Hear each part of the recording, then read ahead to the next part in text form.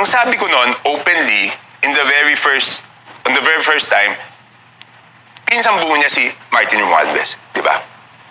So, ang problema doon sa sitwasyon niya is, kailangan niyang patunayan doon sa tao. Ang expectation ng tao, since pinsan mo, absueltuhin mo o proprotectionan mo. So, ang sitwasyon niya is, kailangan niyang patunayan sa tao na hindi na proprotectionan. So, nung sinasabi ko yung mga bagay na yun, nagagalit sila. Hindi ba tama? Hindi ba tama na sabihin ko sa'yo, oy, kailangan ang iniisip ng tao, proprotectionan mo yan dahil pinsan mo yan.